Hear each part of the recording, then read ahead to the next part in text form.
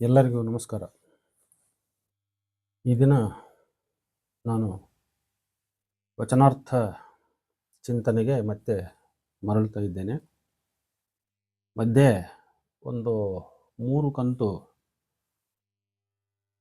ಸಾಹಿತ್ಯ ವಿಮರ್ಶೆ ಅಂತೇಳಿ ಪಕ್ಷಿಕಾಶಿ, ಜಲಗಾರ ಮತ್ತು ತಲಿದಂಡ ಈ 3 ಕೃತಿಗಳನ್ನು ಅವು ಸ್ವಲ್ಪ ಹೆಚ್ಚು ಕಡಿಮೆ ಶರಣರ ತಾತ್ವಿಕತೆಗೆ ಸ್ವಲ್ಪ ನಿಕಟವಾಗಿ ಇದ್ದ ಕಾರಣಕ್ಕಾಗಿ ಅವುಗಳನ್ನು ವಿಮರ್ಶೆ ಮಾಡಿ ಅವುಗಳನ್ನು ಮಂಡಿಸಿದೆ. ಆದರೆ ಸಹೃದಯರಲ್ಲಿ ಸ್ವಲ್ಪ ಸಾಹಿತ್ಯ ಕುರಿತ ಆಸಕ್ತಿ ಕಡಿಮೆ ಅಂತ ನನಗೆ ಅವುಗಳ ವ್ಯೂಸ್ನಲ್ಲಿ ಗೊತ್ತಾಯಿತು.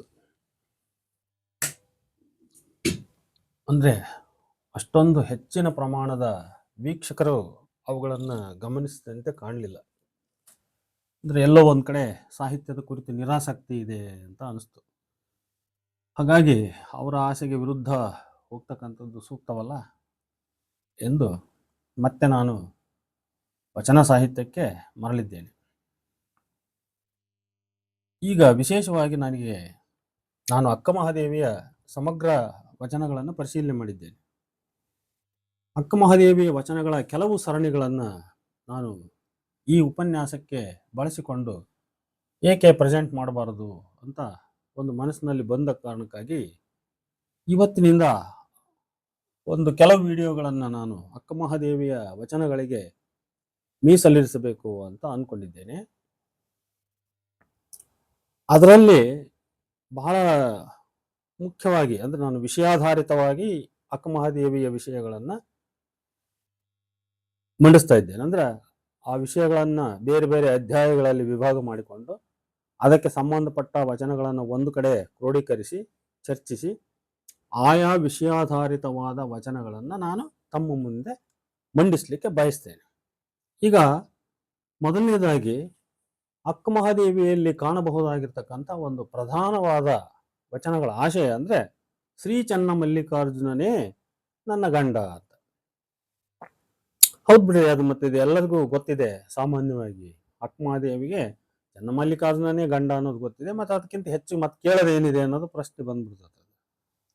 ಬಹಳಷ್ಟು ಜನ ಈ ಶೀರ್ಷಿಕೆ ನೋಡಿದ ತಕ್ಷಣ ಮತ್ತೆ ಮುಂದೆ ವಚನಗಳನ್ನು ಯಾಕೆ ಓದೋದು, ಅಕ್ಕ ಮಹಾದೇವಿಗೆ ಶ್ರೀಚೈಲ ಮಲ್ಲಿಕಾರ್ಜುನನೇ ಗಂಡ, ಸರಿ ಆಯ್ತಲ್ಲ, ಮುಂದೆ ಬೇರೆ ವಿಷಯಕ್ಕೆ ಹೋಗ್ಬೋದು.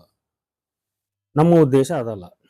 ಈ ಶೀರ್ಷಿಕೆಯ ಅಡಿ ಈ ಆಶಯಗಳನ್ನು ಉಳ್ಳಂತ ಎಷ್ಟು ವಚನಗಳು ಸಿಗ್ತಾವೋ ಅವುಗಳನ್ನು ಒಂದು ಕಡೆ ತೆಗೆದುಕೊಂಡು ಅವುಗಳ ಅರ್ಥಗಳನ್ನು ನೋಡ್ತಾ, ಅಂದ್ರೆ ವಚನಗಳನ್ನು ತಿಳ್ಕೊಳ್ತಾ, ಅದ್ರ ಜೊತೆಗೆ ಇನ್ನೂ ಏನಾದರೂ ಅಲ್ಲಿ ಬೇರೆ ಬೇರೆ ವಿಷಯಗಳು ಪ್ರಸ್ತಾಪವಾಗಿದ್ದಾವೆ ಅಥವಾ ಅಕ್ಕ ಮಹಾದೇವಿಯ ವಚನಗಳ ಒಂದು ಶೈಲಿ ಹೆಂಗಿದೆ, ಭಾಷೆ ಹೆಂಗಿದೆ, ಆಕೆಯ ಭಾವನೆ ಏನು, ಆಕೆಯ ತಾತ್ವಿಕತೆ ಏನು, ಇವುಗಳನ್ನೆಲ್ಲವನ್ನು ಕೂಡ ತಿಳಿಯೋದು ಇಲ್ಲಿಯ ಉದ್ದೇಶ. ಬರೀ ಅಕ್ಕ ಮಹಾದೇವಿ ಚನ್ನಮಲ್ಲಿಕಾರ್ಜುನ ಗಂಡ ಅಂದ್ಬಿಟ್ರೆ ಒಂದು ಮಾತು ಹೇಳ್ಬಿಟ್ರೆ ಸಾಕು, ಅಥವಾ ಇದ್ರ ಮೇಲೆ ಹೆಚ್ಚಾಗಿ ಒಂದು ವಚನ ಹೇಳ್ಬಿಟ್ರೆ ಸಾಕು, ಅದಲ್ಲ ಉದ್ದೇಶ.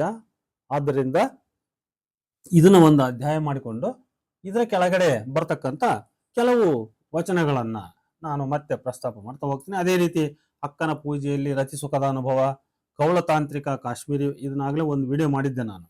ಪ್ರಕೃತಿಯ ಮಡಿಲಲ್ಲಿ ಶಿವನನ್ನ ಹುಡುಕಿ ಅಕ್ಕ ಮಹಾದೇವಿ ಏನೇನು ಹೇಳ್ತಾಳೆ, ಆಮೇಲೆ ಶಿವನನ್ನ ಕೂಡ್ತಕ್ಕಂಥ ಹಂಬಲ ಅವಳಲ್ಲಿ ಎಷ್ಟು ಬಲವಾಗಿ ಕಾಡ್ತತೆ, ಆಮೇಲೆ ಶಿವಯೋಗೋತ್ತರದ ಅನುಭವಗಳೇನು, ಹಿಂಗೆ ಬೇರೆ ಬೇರೆ ಸುಮಾರಾಗಿ ನಾನು ಒಂದು 21 ಅಧ್ಯಾಯಗಳನ್ನ ಇಡೀ ಅಕ್ಕ ಮಹಾದೇವಿಯ 400 ಚಿಲ್ಲರ ವಚನಗಳು ಕೌರವ ರೀತಿಯಲ್ಲಿ ಒಂದು ಚರ್ಚೆ ಮಾಡಿದ್ದೇನೆ.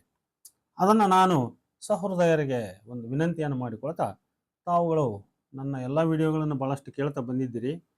ಈ ನನ್ನ ಮುಖಾಂತರ ಇದೊಂದು ಅನುಸಂಧಾನ, ವಚನಾನುಸಂಧಾನ, ಅಕ್ಕ ಮಹಾದೇವಿಯ ವಚನಾನುಸಂಧಾನದಲ್ಲಿ ನನ್ನ ಜೊತೆಗೆ ತಾವುಗಳು ಭಾಗಿಯಾಗ್ರಿ ಅಂತೇಳಿ ತಮ್ಮನ್ನು ಸ್ವಾಗತಿಸ್ತಾ ಈ ಮೊದಲ ವಿಷಯವನ್ನು ನಾನು ಪ್ರಾರಂಭ ಮಾಡ್ತಾ ಇದ್ದೇನೆ. ಶ್ರೀ ಚನ್ನಮಲ್ಲಿಕಾರ್ಜುನನೇ ಅಕ್ಕ ಮಹಾದೇವಿಯ ಗಂಡ.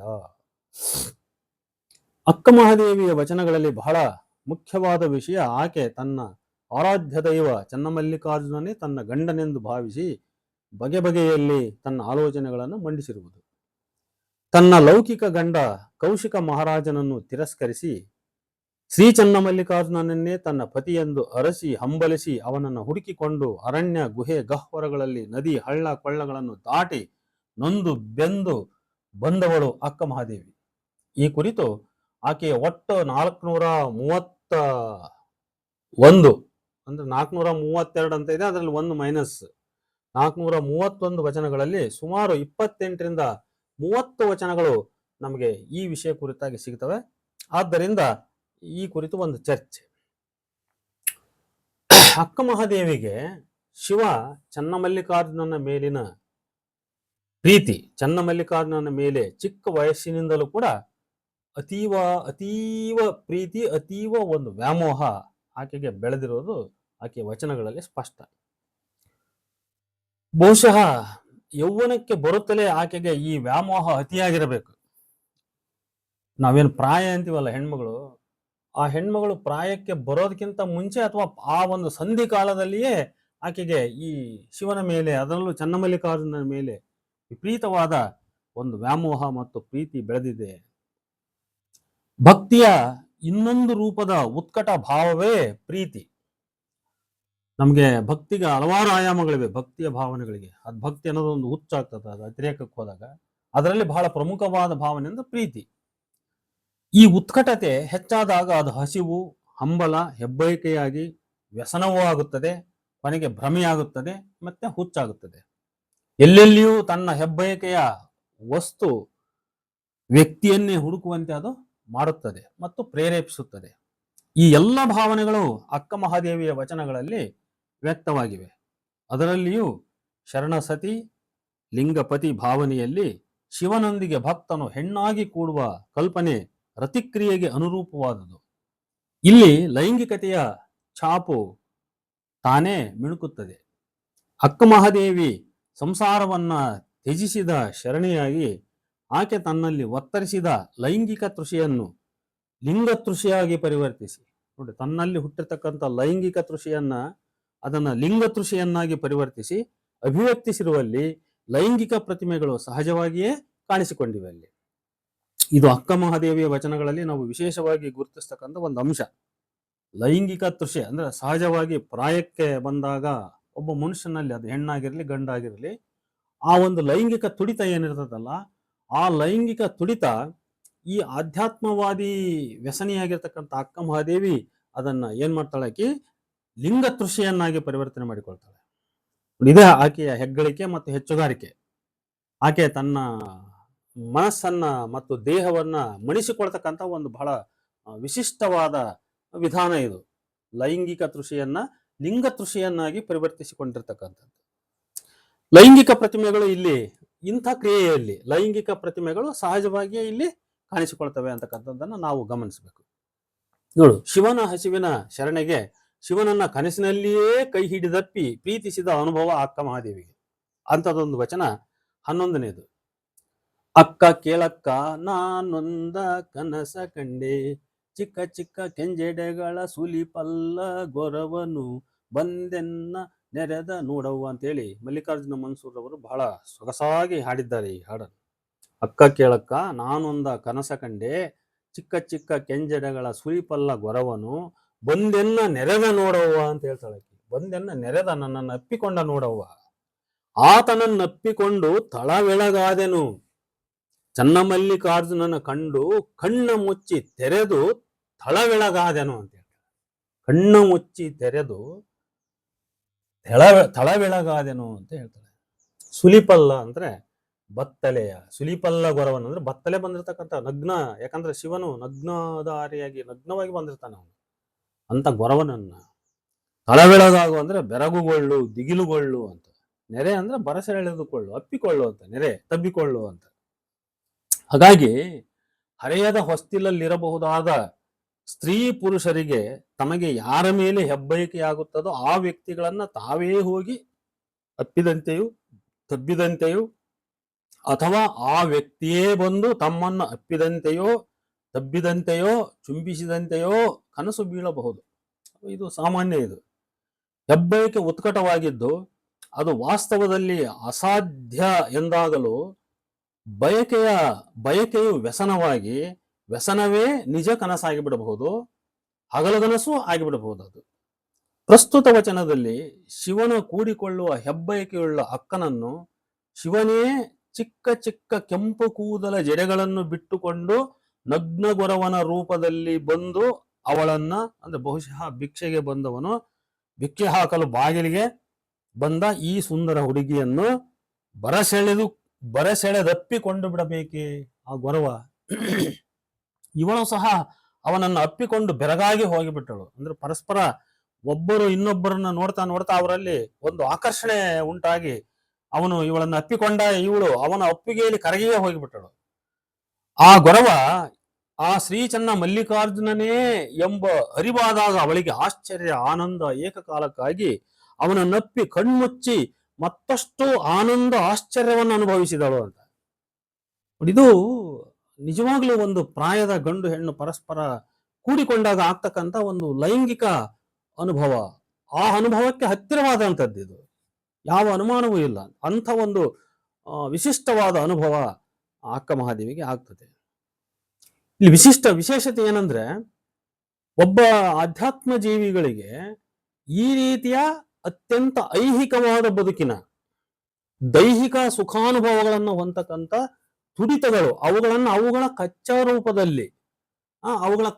ರೂಪದಲ್ಲಿ ಆಧ್ಯಾತ್ಮಿಕ ಹಂದರದಲ್ಲಿ ವ್ಯಕ್ತಪಡಿಸ್ತಕ್ಕಂಥ ವಿಶೇಷತೆ ಐತಲ್ಲ, ಇದು ಅಕ್ಕ ಮಹಾದೇವಿ. ಅದು ಬೇರೆಲ್ಲ ವಚನಕಾರರಲ್ಲಿ ಅದು ಮುಸುಕಿನ ಮರೆ, ಎಲ್ಲೋ ಯಾವುದೋ ಶಬ್ದದಲ್ಲಿ ಅದು ಮುಚ್ಚಿ ಹೋಗಿರತಕ್ಕಂಥದ್ದನ್ನ ಅಕ್ಕ ಮಹಾದೇವಿ ಅದು ಎಲ್ಲರಿಗೂ ಸ್ಪರ್ಶವಾಗುವ ರೀತಿಯಲ್ಲಿ ವ್ಯಕ್ತಪಡಿಸ್ತಾಳೆ. ಹಾಗಾಗಿ ಅಕ್ಕ ಮಹಾದೇವಿಯ ಅನುಭವ ಬಹಳ ಪ್ರಾಗ್ಮೆಟಿಕ್. ನೋಡಿ, ಈ ವಚನದಲ್ಲಿ ಗೊರವ ರೂಪದ ಶಿವ ಭಿಕ್ಷೆಗೆ ಬಂದನೆಂಬುದಿಲ್ಲ. ಆದರೆ ಇದೇ ರೋಮಾಂಚನದ ಅನುಭವವನ್ನು ವರ್ಣಿಸುವ ಅಕ್ಕ ಮಹಾದೇವಿಯ 12ನೇ ವಚನ, ಶಿವನು ಗೊರವನ ವೇಷದಲ್ಲಿ ಭಿಕ್ಷೆಗೆ ಬಂದದ್ದನ್ನು ಅವನ ಪಾದ ಪೂಜೆ ಮಾಡಿ ಒಳಗೆ ಕರೆತರಲು ಬಾಗಿಲಿಗೆ ಮರದಲ್ಲಿ ಅಕ್ಕಿ, ಅಡಕೆ, ಓಲೆ, ತೆಂಗಿನಕಾಯಿಯನ್ನು ತೆಗೆದುಕೊಂಡು ಹೋಗಿದ್ದನ್ನ ಸ್ಪಷ್ಟಪಡಿಸುತ್ತದೆ. ಆಕಿ ಶಿವ ಭಿಕ್ಷೆಗೆ ಬಂದಾಗ ಅಕ್ಕಿ, ಅಡಕೆ, ಓಲೆ, ತೆಂಗಿನಕಾಯಿಯನ್ನ ತೆಗೆದುಕೊಂಡು ಹೋಗ್ತಾಳೆ. ಈ ಎರಡೂ ವಚನಗಳ ಅನುಭವ ದ್ರವ್ಯ ಒಂದೇ ಅಂತ. ವಚನ 11 ಮತ್ತು ವಚನ 12 ಇವೆರಡರ ವಚನಗಳ ಅನುಭವ ದ್ರವ್ಯ ಒಂದೇ ಅನುಭವದ ಕುರಿತ ಎರಡು ವಚನಗಳನ್ನ ಬಹುಶಃ ಬೇರೆ ಬೇರೆ ಕಾಲದಲ್ಲಿ ಬರೆದಿರಬಹುದು ಅಕ್ಕ. ಇದೇನು ಸೂಚಿಸುತ್ತದೆ ಎಂದರೆ, ಅಕ್ಕನಿಗೆ ಈ ಥರ ಬಯಕೆ, ಕನಸು ಅತಿಯಾಗಿ ಕಾಡುತ್ತಿತ್ತು. ಇದನ್ನ ಇತರೆ ಅನೇಕ ವಚನಗಳು ಸಾಕ್ಷಿಸುತ್ತವೆ. ಈ ವಚನದ ಭಾವನೆಗಳು ಸೂಚಿಸುವಂತೆ ಅಕ್ಕ ಇನ್ನೂ ಹದಿಹರೆಯದವಳು. ಇದು ಪರತತ್ವದ ಜಿಜ್ಞಾಸೆಯನ್ನ ಬೆಳೆಸಿಕೊಳ್ಳುವ ಮತ್ತು ಬೆಳೆಯುವ ಸಹಜ ವಯೋಮಾನವಲ್ಲದಿದ್ದರೂ ಸಹ ಅಕ್ಕನಿಗೆ ತಾರುಣ್ಯದ ಹಸಿ ಬಿಸಿ ಕಾಮ ಪ್ರೇಮ ಭಾವನೆಗಳೊಟ್ಟೊಟ್ಟಿಗೆ ಈ ಶಿವನ ಹಂಬಲವೂ ಹೆಚ್ಚಿ ತನ್ನ ಲೌಕಿಕ ಕಾಮ ಪ್ರೇಮವನ್ನೇ ಪಾರಲೌಕಿಕ ಕಾಮ ಪ್ರೇಮವನ್ನಾಗಿ ಪರಿವರ್ತಿಸಿಕೊಳ್ಳುವ ಅದಮ್ಯ ಅಂತಃಶಕ್ತಿ ಒಳಗೆ ಬೆಳೆಯುತ್ತಿತ್ತೆಂಬುದನ್ನು ಈ ವಚನದ ಕನಸಿನ ಚಿತ್ರ, ಅದರ ರಮ್ಯ ಭಾವನೆಗಳಿಂದ ಅರ್ಥ ಮಾಡಿಕೊಳ್ಳಬಹುದು. ಅಲ್ಲೇನು ಒಂದು ಕನಸಿನ ಚಿತ್ರ ಬರ್ತದೆ, ಅಲ್ಲಿ ವ್ಯಕ್ತವಾದಂಥ ರಮ್ಯ ಭಾವನೆಗಳು, ಅದರಿಂದ ನಾವು ಅರ್ಥ ಮಾಡಿಕೊಳ್ಳಬಹುದು. ತಾನು ಪ್ರಾಪಂಚಿಕತೆಯನ್ನು ಪ್ರಜ್ಞಾಪೂರ್ವಕವಾಗಿ ತಿರಸ್ಕರಿಸುತ್ತಿದ್ದರೂ ನೈಸರ್ಗಿಕವಾಗಿಯೂ ವಯೋಸಹಜ ಭಾವನೆಗಳು, ಆಕಾಂಕ್ಷೆಗಳು ಒತ್ತರಿಸಿ ಬರುತ್ತಿರುವುದನ್ನ ತರುಣಿಗೆ ಹತ್ತಿಕ್ಕುವ ಏಕೈಕ ಮಾರ್ಗೋಪಾಯವೆಂದರೆ ಆ ಉತ್ಕಟ ಹಸಿ ಭಾವನೆಗಳನ್ನೇ ಪಾರಮಾರ್ಥಿಕ ಶಕ್ತಿಯ ಕಡೆಗೆ ತಿರುಗಿಸಿ ಅದಕ್ಕೆ ಬಂಧಿಸುವುದು. ಇದು ಅಕ್ಕನ ತಂತ್ರಗಾರಿಕೆ. ಅಕ್ಕ ಮಹಾದೇವಿಯಲ್ಲಿರ್ತಕ್ಕಂಥ ಒಂದು ತಂತ್ರಗಾರಿಕೆ ಏನಂದ್ರೆ, ಈ ಐಹಿಕ ಸುಖಗಳನ್ನೇ ಪಾರಮಾರ್ಥಿಕ ಸುಖಗಳನ್ನಾಗಿ ಪರಿವರ್ತಿಸ್ತಕ್ಕಂಥ ಒಂದು ತಂತ್ರಗಾರಿಕೆ ಇದೆ. ಅಕ್ಕಮಹಾದೇವಿ 17ನೇ ವಚನದಲ್ಲಿ ಕೌಟುಂಬಿಕ ಸಂಬಂಧದ ಪರಿಭಾಷೆಗಳಲ್ಲಿ ಅಕ್ಕ ಮಹಾದೇವಿ ಈ ವಿಷಯವನ್ನ ಹೀಗೆ ಮಂಡಿಸಿದ್ದಾಳೆ. ಈ ಕಾಯವೆಂಬ ಅತ್ತೆಯೇ ಮಾಯೆ, ಜೀವವೆಂಬ ಮಾವನೇ ಸಂಸಾರಿ, ಸ್ಥೂಲ ಸೂಕ್ಷ್ಮ ಕಾರಣ ಎಂಬ ತನುತ್ರಯಗಳೇ ಮೂವರು ಮೈದುನರು, ಚಿತ್ತ ಬುದ್ಧಿ ಅಹಂಕಾರ ಮನವೆಂಬ ಕರ್ಣಗಳೇ ನಗೆವೆಣ್ಣು ಅಂದ್ರೆ ನಗೆಣ್ಣೆ ಅಂತ ಕರೀತಾರೆ. ಉತ್ತರ ಕರ್ನಾಟಕ ನಗೆವೆಣ್ಣು ಅಂದ್ರೆ ನಗೆಣ್ಣೆ ಅಂದ್ರೆ ಗಂಡನ ಸೋದರಿಗೆ ಅವರು ನಗೆಣ್ಣೆ ಅಂತ ಕರೀತಾರೆ. ಮೈದುನರ ಪತ್ನಿಯರು ಅಂತ. ಪಂಚೇಂದ್ರಿಯಗಳೇ 5 ಭಾವಂದಿರು, ಅರಿಷಡ್ವರ್ಗಗಳೇ 6 ಪ್ರಜೆಯತ್ತಿಗೆಯರು. ಇಷ್ಟಲ್ಲದೆ ಸಪ್ತ ವ್ಯಸನಗಳೆಂಬ 7 ಪ್ರಜೆ ತೊತ್ತಿರ ಕಾಹು. ಒಟ್ಟಿನಲ್ಲಿ ಅಕ್ಕ ತನ್ನ ಬದುಕು ಹೀಗೆ ಸಂಸಾರಿಕ ಲೌಕಿಕ ಬಂಧನದಲ್ಲಿ ಸಿಲುಕಿದೆ ಎಂದು ಸಾಂಕೇತಿಕವಾಗಿ ವರ್ಣಿಸಿ ಆಕೆ ಮುಂದೆ ಹೇಳ್ತಾಳೆ, ಕರ್ಮವೆಂಬ ಗಂಡನ ಬಾಯ ಟೊಣೆದು ಹಾದರ ಮಾಡುವೆನು ಹರನ ಕೂಡಿ, ಮನವೆಂಬ ಸಖಿಯ ಪ್ರಸಾದದಿಂದ ಅನುಭಾವವ ಕಲಿತೆನು ಶಿವನೊಡನೆ, ಕರಚಲುವ ಶ್ರೀಶೈಲ ಮಲ್ಲಿಕಾರ್ಜುನನೆಂಬ ಸಜ್ಜನ ಗಂಡನ ಮಾಡಿಕೊಂಡೆ ಅಂತ 17ನೇ ವಚನದಲ್ಲಿ ಹೇಳ್ತಾಳೆ. ಟೊಣೆದು ಅಂದ್ರೆ ಮೋಸ ಮಾಡಿ ಅಂತ, ಹಾರಿ ಬಡಿದು. ಕರ್ಮವೆಂಬ ಗಂಡನ ಬಾಯ ಟೊಣೆದು ಅಂದ್ರೆ ಹಾರಿ ಬಡಿದು, ಅದನ್ನು ಮೋಸ ಮಾಡಿ ಅಂತ. ಕರಚಲುವ ಅಂದ್ರೆ ಹೆಚ್ಚು ಸುಂದರವಾದ, ಸುರಸುಂದರವಾದ ಅಂತ. ಕರ್ಮವೆಂಬ ಗಂಡನಿಗೆ ಮೋಸ ಮಾಡಿ ಹರನೊಡನೆ ಹಾದರ ಮಾಡುವೆ.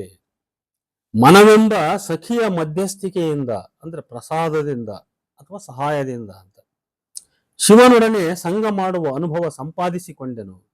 ಸುರಸುಂದರನಾದ ಶ್ರೀಶೈಲ ಮಲ್ಲಿಕಾರ್ಜುನನೆಂಬ ಸಜ್ಜನ ಗಂಡನನ್ನು ನಾನು ಮಾಡಿಕೊಂಡೆನು ಅಂತ ಹೇಳ್ತಾಳೆ.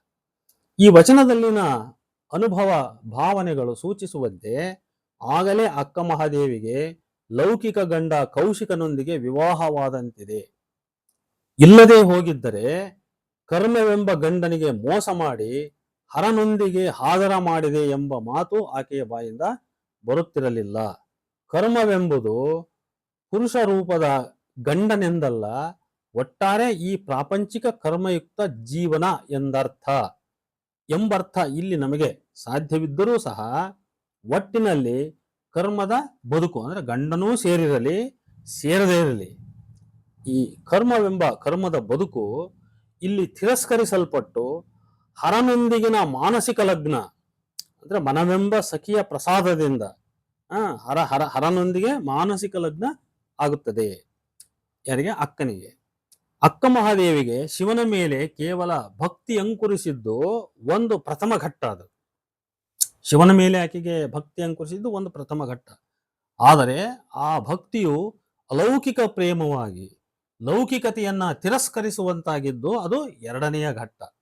ಈ ಎರಡೂ ಘಟ್ಟಗಳು ಆಕೆಯು ಪ್ರಾಪ್ತ ವಯಸ್ಕಳಾಗುವ ಮೊದಲೇ ಅಂದ್ರೆ ಸ್ವಲ್ಪ ಆಜುಬಾಜು 12ರಿಂದ 16 ವಯೋಮಾನ ಅಂತ ನನಗನ್ನಿಸ್ಬೋದು, ಆ ಕಾಲದಲ್ಲಿ ಅದು ಸಂಭವಿಸಿವೆ.